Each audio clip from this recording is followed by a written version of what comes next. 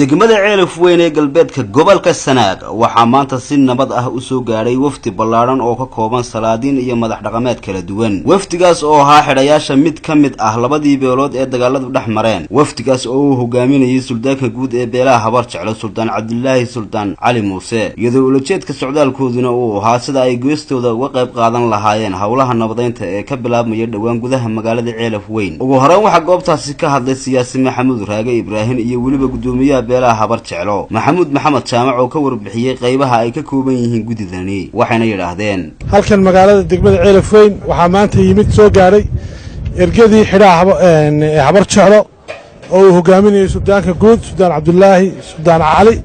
tiin markaa waxaan ku soo dhaweynayaa gudoomiyaha Habar Jeclo Maxamuud Maxamed Jaamac. halka waxaa maraysa wafdidii beelaha Habar Jeclo oo hogaaminayo suldaankoodii guud Suldaan Cabdullaahi Suldaan Cali Muuse, ka kooban yihiin salaadiintii cuqaashi gudidii guud ee beelaha dhammaantood halkay marayaan. aad iyo aad waxaan ugu mahadnaqaynaa ilaahay baan u mahad celinaynaa. waxaan ugu mahadnaqaynaa waxa weeye nabadgelyada iyo uu nagu keenay. waxaan kaloo u mahadnaqaynaa wafdidan kale ee ballaaran ee timi ergooyinkan jooga ee karaamada iyo sharafka leh. marka salaantaas baanu bixinaa. waxaan ku soo dhaweynayaa suldaanka guud. gabagabadiina waxaa halkaasi ka hadlay suldaanka guud ee beelahaasi Suldaan Cabdullaahi Suldaan Cali oo ka warbixiyay ulajeedka safarkoodan. Allahumma salli ala sayyidina mawlana Muhammad. waa kala daaligu uma baxayo waxaanu u nimi meesha shaqaaqadii ka dhacday Ceelaf Weyn labada beelood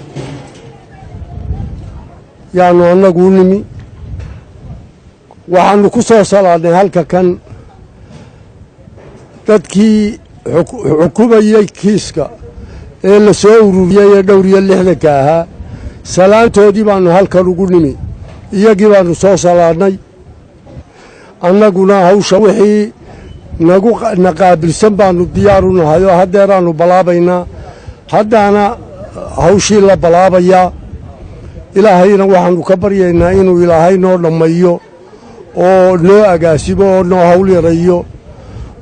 wa billaahi tawfiiq. Axmed Mursal Askari, Star TV, Ceelaf Weyn.